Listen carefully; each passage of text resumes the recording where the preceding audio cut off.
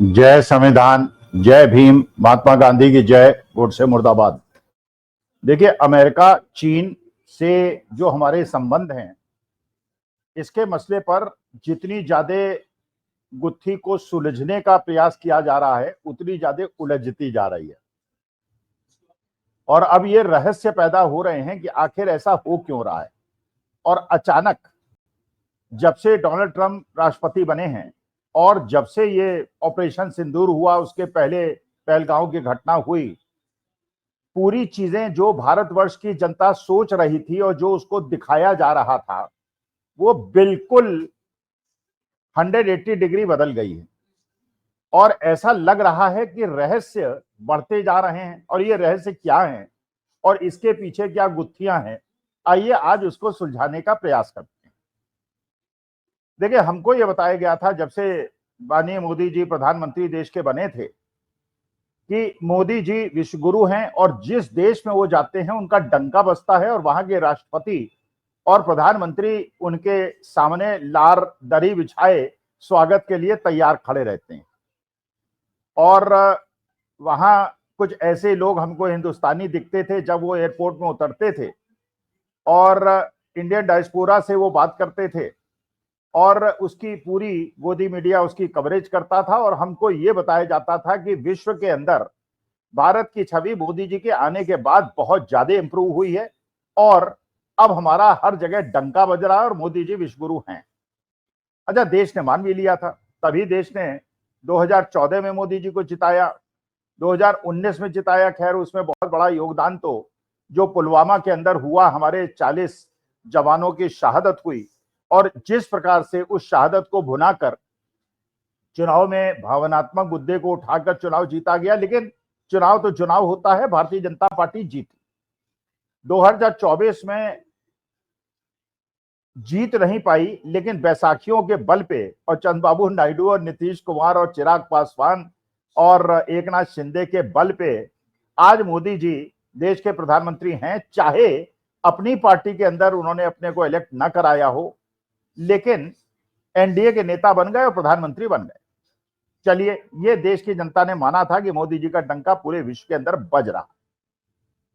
लेकिन जब Donald Trump दोबारा राष्ट्रपति बने, उसके बाद से ऐसा लगा कि जो हमको दिखाया जा रहा था, जो हमको बताया जा रहा था, वो तो एक मृग मरीचिका थी और वास्तविकता कुछ और थी। जैसे ही डोनाल्ड ट्रंप आए, उन्होंने इंडिकेशन देने शुरू कर दिए कि वो भारत से बहुत ज्यादा नाराज हैं। और भारत से क्या, वो मोदी जी से बहुत ज्यादा नाराज है, जिसकी कीमत हमारे भारत माता को चुकानी पड़ रही है। जब स्वेरिंग इन सेरेमनी उनकी हुई तो उन्होंने बहुत देश के राष्ट्राध्यक्षों को बुलाया, हमारे देश के प्रधानमंत्री मोदी जी को नहीं बुलाया। यहां तक कि उन्होंने जो जिसे भारत सरकार आतंकी कहती है, सिख आतंकवादी कहती है, पन्नू को उन्होंने अपने स्वेरिंग इन सेरेमनी में भी बुलाया और शाम को डिनर में भी बुलाया। एक प्रकार से उन्होंने भारत को संदेश दे दिया था, मोदी जी को संदेश दे दिया था कि हम, मोदी जी ने जिस प्रकार से हैंडल किया बाइडेन को और कमला हैरिस के जब चुनाव वो लड़ रहे थे उस समय, उससे वो बहुत ज्यादा नाखुश है। या और बहुत सारे कारण हैं शायद अज्ञात, जिसका अभी हम लोग डिस्कशन करेंगे, जिसकी वजह से वो मोदी जी से बहुत ज्यादा नाराज थे। उसकी कीमत हम लोग चुका रहे हैं। अब देखिए होता क्या है। पहले तो वो स्वेरिंग इन सेरेमनी में नहीं बुलाते, उसके बाद वो मोदी जी को स्टेट गेस्ट नहीं बनाते, अपने यहां बुलाते नहीं, मोदी जी खुद जाते हैं। बाकी देशों के राष्ट्राध्यक्षों को वो खुद रिसीव करने बाहर आते हैं, उन्हें स्टेट गेस्ट का ऑनर देते हैं, लेकिन मोदी जी को नहीं देते। लेकिन हमारे देश के जो मोदी जी के समर्थक हैं वो मानते रहे कि मोदी जी का डंका बोल रहा है। लेकिन उसके बाद डोनाल्ड ट्रंप जिस प्रकार से भारत को झिड़कियां दे रहे हैं, इनडायरेक्ट मैसेजेस दे रहे हैं कि भारत टैरिफ किंग है और इन्होंने बहुत ज्यादा टैरिफ लगाए हैं और डोनाल्ड ट्रंप बहुत ज्यादा नाराज हैं। ये भारतवर्ष ईरान से भी डील करता है और रूस से भी डील करता है। अच्छा, अमेरिका कोई विश्व का दादा तो है नहीं कि वो डिसाइड करेगा कौन सा देश किससे संबंध रखेगा या नहीं रखेगा। भाई, खुद जिससे चाहे वो संबंध रखे, जिससे चाहे न रखे। लेकिन भारतवर्ष को ये फोर्स करना कि आप रूस से खरीदेंगे तो आप पे टैरिफ लगा देंगे और ये दंड देंगे और ईरान से रखेंगे तो कंपनी को सैंक्शन कर देंगे, ये सारी चीजें एक विश्व पटल में समझ में नहीं आती, because he doesn't have any authority to do that, लेकिन उसने किया। और जब ये पहलगांव का कांड हुआ और उसके बाद ऑपरेशन सिंदूर हुआ, तो जिस प्रकार से अमेरिका ने हर वो संस्था, वित्तीय संस्था जहां उसकी दखल सबसे ज्यादा है, चाहे एमएफ हो, चाहे वर्ल्ड बैंक हो, चाहे डीबी हो, हर जगह उसने पाकिस्तान को ऋण दिलाया। और ये ऋणमानी बात है कि जो पाकिस्तान को मिला, इसको ये भारत के अगेंस्ट यूज करेगा, टेररिज्म के लिए करेगा, इसमें कहीं कोई डाउट नहीं। टेररिज्म कमेटी का वाइस चेयरमैन बनाया, तालिबान एक्शन कमेटी का वाइस चेयरमैन बनाया और इसका वाइस चेयरमैन बनाया। इसका मतलब यह है कि अमेरिका ने ये ठान लिया था कि मोदी जी को सबक सिखाना है। लेकिन अभी भी उनके सपोर्टर्स भारतवर्ष के अंदर कह रहे हैं कि मोदी जी का डंका बोल रहा है। चलिए बात और आगे बढ़ी। फिर डोनाल्ड ट्रंप ने पूरे विश्व को मैसेज दिया कि या तो आओ हमसे ट्रेड डील करो, समझौता करो, अपने देश के अंदर जो आयात शुल्क तुम लगाते हो उसको कम करो, या हम तुम पे टैरिफ लगाएंगे। बहुत सारे देशों ने अमेरिका से डील कर लिया, ट्रेड डील कर ली। अपने देशों में अमेरिकन जो माल आता है उसके आयात शुल्क में कटौती कर दी, और कुछ देशों ने ऐसा नहीं किया।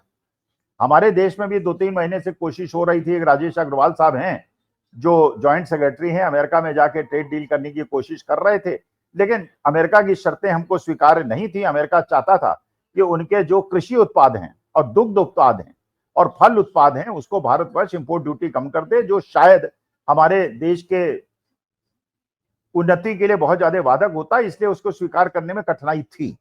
तो इसके बाद अमेरिका ने भारतवर्ष के ऊपर टैरिफ लगा दिया और 25% टैरिफ लगाया, जो मैक्सिमम लगाया। लेकिन इसके साथ साथ उसने 10% की पेनल्टी भी लगा दी और 1 अगस्त से वो लागू हो गई। अच्छा, 10% की पेनल्टी इसलिए लगाई कि आप रूस से क्यों डील कर रहे हैं, आप ईरान से क्यों डील कर रहे हैं। अच्छा, रूस से हम डील कर रहे थे तो हमको $10-15 पर बैरल का फायदा हो रहा था, और अगर हम रूस से नहीं लेंगे और रूस का उत्पादन बहुत ज्यादा है, ईरान का उत्पादन बहुत ज्यादा है, तो तेल के दाम भी बहुत ज्यादा बढ़ जाएंगे और उसका भी भुगतान हम ही को करना पड़ेगा डायरेक्टली इनडायरेक्टली। लेकिन उसने हमको चोट पहुंचा दी और ये 35% का टैरिफ हम पर लगा दिया, जो विश्व में सबसे ज्यादा था। इसका मैंने सबसे ज्यादा नुकसान उसने भारतवर्ष का किया। तो पाकिस्तान, फिर उसने पाकिस्तान के जो फील्ड मार्शल हैं आज के तारीख में, मुनीर, उसको अपने व्हाइट हाउस में लंच पे बुलाया और अपना फ्रेंड बताया, आईएसआई के चीफ को बुलाया और ये सारी चीजें कर दी। अच्छा, एक शिगुफा वो लगातार छोड़ते रहे, जो बार बार आपके सामने डिस्कस होता है, 31-32 बार कह चुके हैं। ये भारत पाकिस्तान के बीच में संघर्ष हुआ, उसके अंदर युद्ध विराम उन्होंने कराया। हमारे देश के सभी नेता ये कहते रहे कि नहीं, युद्ध विराम उन्होंने नहीं कराया, डीजेमओ लेवल पे हुआ। लेकिन मोदी जी ने पार्लियामेंट के अंदर, जिसके लिए डिस्कशन रखा गया था कि मोदी जी बताएंगे, मोदी जी ने वो बताने का कष्ट नहीं किया, तो रेस वहीं रहा। अच्छा, ऑपरेशन सिंदूर के बाद मोदी जी ने बड़ी चतुरता से, राजनीतिक कुटिलता से डेलीगेशंस बनाए और उन डेलीगेशंस को अलग अलग देशों में भेजा। अच्छा, उस डेलीगेशन में उन्होंने किया गया कि अपोजिशन के लोगों को भी रख लिया, उनकी चेयरमैनशिप में भी लोगों को भेज दिया। आनंद शर्मा भी उसमें गए, उसमें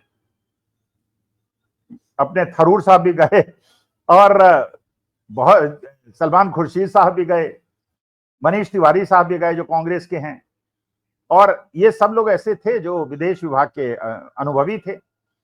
और ये एक प्रकार से उन्होंने शायद पाकिस्तान को शायद झटका उतना ज्यादा नहीं दिया, अमेरिका को झटका नहीं दिया, लेकिन राजनीतिक दल जो भारतवर्ष के अंदर विपक्षी दल है, कांग्रेस है, उसको झटका दे दिया। और उन्हीं के नेताओं को, जो मेंबर ऑफ पार्लियामेंट भी हैं कई सिटिंग, उनको विदेश यात्रा में भेज दिया। वो गए वहां, उन्होंने अच्छी स्कॉच पी, गाना वाना गाया और लौट आए। अच्छा, ये बता, तो उससे उनका जो मकसद था कि विपक्ष में मतभेद पैदा हो जाए, वो करने में सफल रहे।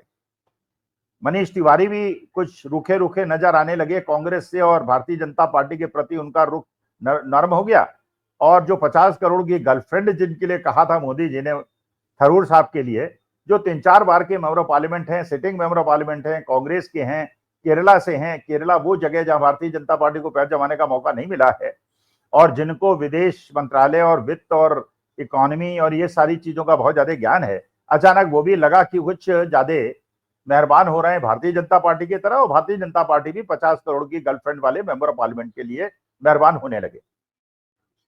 तो ये माना जा रहा था कि मनीष तिवारी जाएंगे, सलमान खुर्शीद जाएंगे, थरूर साहब जाएंगे। तो ये सब जब विदेश जाएंगे तो उसके बाद भारत की जो विदेश के अंदर हमारी नीति है, जो पूरी तरह से फेल हो गई है। मोदी जी की बहुत सारी यात्राओं के बाद नहीं हुआ है कुछ। जयशंकर साहब विदेश मंत्री जो IFS थे, उनके बावजूद नहीं हो पाया है। तो शायद ये डेलीगेशंस कुछ करें। लेकिन उसके बाद जो इंडिकेशन मिलने शुरू हुए, उससे पता चला कि इन डेलीगेशंस ने तो कुछ किया ही नहीं, केवल जाके स्कॉच पी ली, गाना वाना गाया और लौट आए। क्योंकि अमेरिका ने जैसे प्रतिक्रिया देना शुरू किया और जैसे उन्होंने ये टैरिफ लगाया और उसके साथ पेनल्टी लगाई, अब जो है अलग अलग स्रोतों से बात पता चल रही है कि आखिर वो डोनाल्ड ट्रंप जो मोदी जी के इतने परम मित्र थे और जिनके लिए नमस्ते इंडिया करा गया था, जिनके लिए इस बार ट्रंप सरकार किया गया था, हाउ डू मोदी करा गया था, वो सारे मित्रता कहां काफूर हो गई। और जिसको हम सबसे बड़ा अपना मित्र समझते थे पूरे विश्व पटल पे, जिसके राष्ट्रपति बनाने के लिए भारतवर्ष के भारतीय जनता पार्टी सपोर्टर्स ने हवन कराया था, वो आज हमारी लिए इतनी बड़ी मुश्किल क्यों बन गया? क्योंकि आज की तारीख में दो शक्तियां हैं जो केंद्र बिंदु हैं, एक चीन है और एक अमेरिका है। चीन के साथ ईरान है, पाकिस्तान है, नॉर्थ कोरिया है, और अमेरिका के साथ पूरा नेटो है और सऊदी वर्ल्ड भी है, गल्फ कंट्रीज भी हैं। लेकिन चीन ने जब पाकिस्तान, ये ऑपरेशन सिंदूर के समय पाकिस्तान के साथ खड़े हुए, शादी युद्ध पूर्ति हुई, इसका मतलब यह है कि चीन तो हमारे को इस क्षेत्र में पनपने नहीं देना चाहता। और जो एक नेचुरल टेंडेंसी होनी चाहिए था अमेरिका को भारत को इस क्षेत्र में मजबूत बनाने की, चाइना को कंट्रोल करने के लिए, चाइना भी हमारे अगेंस्ट, अमेरिका भी हमारे अगेंस्ट हो गया, उसने भी टैरिफ लगा दिया। जबकि नेचुरली होना ये चाहिए था कि हम पे टैरिफ कम करते, जिससे जो लोग वियतनाम में या साउथ कोरिया में या चाइना में इंडस्ट्री लगाते हैं उनको न लगाकर भारतवर्ष के अंदर लगाते, भारत की प्रगति होती और भारत चाइना को काउंटर करता। लेकिन चाइना तो हमारे खिलाफ था ही, और अमेरिका ने भी ये टैरिफ लगा के हमारे देश के अंदर जो निवेश है उसको कम करने का प्रयास किया। अच्छा, उसके बाद जो अमेरिका ने कहा ये भारत की इकोनॉमी डेड इकोनॉमी है और रशिया की तरह डेड इकोनॉमी है, और अगर भारत रूस के साथ डूबना चाहता है और अपनी डेड इकोनॉमी और उसकी डेड इकोनॉमी को खत्म करना चाहता है तो हम नहीं जानते, लेकिन हम तो टैरिफ लगाएंगे। तो एक प्रकार से ये हम चाइना से भी कट गए, इस लॉबी से भी कट गए। अच्छा, अमेरिका 10% का हम पे पेनल्टी इसलिए लगा रहा गया, रूस से डील कर रहे हैं, इसका मैंने रूस से भी हम कट गए जो हमारा 70-80 साल पुराना दोस्त है। तो आखिर ऐसा हो क्यों रहा है? अब लोग गैस वर्क कर रहे हैं कि ऐसा इतना अच्छा मित्र अचानक शत्रु कैसे बन गया। तो 3 फिलॉसफीज इसमें चल रही हैं, 3 थ्योरीज इसमें चल रही हैं, ये सोशल मीडिया पे चल रही हैं। अब ये चंडू खाने की इसको आप कहें या सच कहें या गैस वर्क है, आई डोंट नो। पहला तो ये बताया जा रहा है भारतीय जनता पार्टी के मेंबर ऑफ पार्लियामेंट हैं, बड़े फेमस मेंबर ऑफ पार्लियामेंट हैं, राज्यसभा में थे और बड़े अच्छे इकोनॉमिक्स और वित्त विषय के जानकार हैं। उनका ये कहना है कि मोदी जी की कुछ सीक्रेट वीडियोज हैं जो चाइना के पास भी हैं और अमेरिका के पास भी हैं, और उसकी वजह से अमेरिका और चाइना मोदी जी को ब्लैकमेल करते हैं और चाइना इसी वजह से अपना माल भारत के अंदर ठूंसता चला जा रहा है, हमारी इंडस्ट्री खत्म होती चली जा रही है और हमारा ट्रेड डेफिसिट बढ़ता जा रहा है। और अमेरिका के पास भी वो वीडियो फाइल्स हैं, इसलिए वो भी ब्लैकमेल कर रहे हैं। और मोदी जी इसी वजह से पार्लियामेंट के अंदर डोनाल्ड ट्रंप का नाम नहीं ले रहे हैं कि उन्होंने युद्धराम नहीं कराया, झूठ बोल रहे हैं, और इसी वजह से वो दबाव में। एक थ्योरी तो ये है।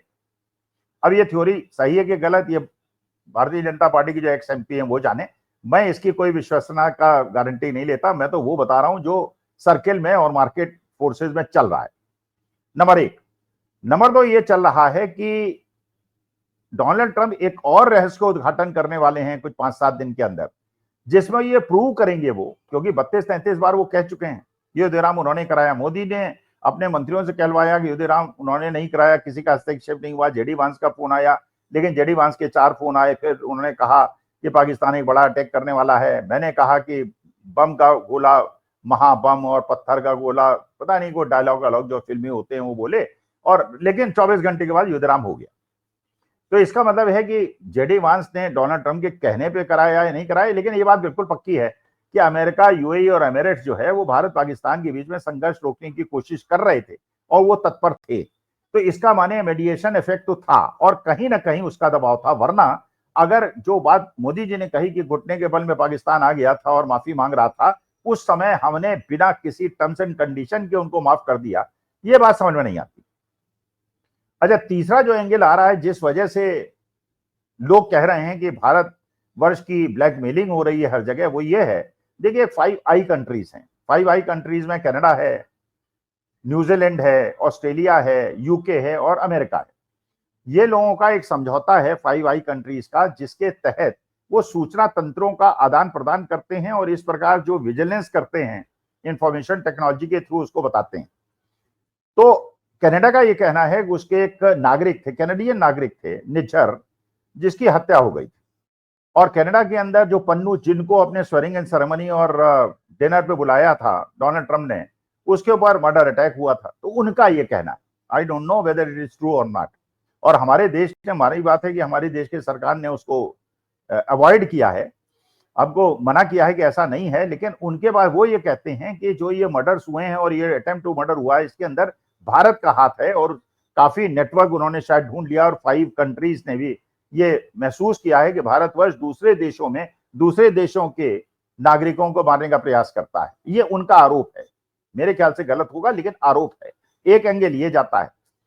अच्छा, इसके अलावा ये लोग महसूस कर रहे हैं कि कहीं ऐसा तो नहीं है कि भारतवर्ष को इतना ज्यादा ब्लैकमेल वो इसलिए कर पा रहे हैं कि यहां पे जिस प्रकार से बांग्लादेश की शेख हसीना को भारतवर्ष ने शरण दी है, जिसकी सरकार को गिराने के लिए कथित रूप से अमेरिका का हाथ था, और अमेरिका ये चाह रहा था कि भारत के आसपास के सारे देशों को उसने भारत के विमुख कर दिया। जबकि ये अमेरिका की नीति मुझे नहीं समझ आती, क्योंकि चीन सारे हमारे पड़ोसी देशों से मित्रता बढ़ा रहा है और अमेरिका भी उन देशों का साथ दे रहा है, लेकिन हमें क्यों आइसोलेट करने की कोशिश कर रहा है, ये समझना बड़ा मुश्किल है।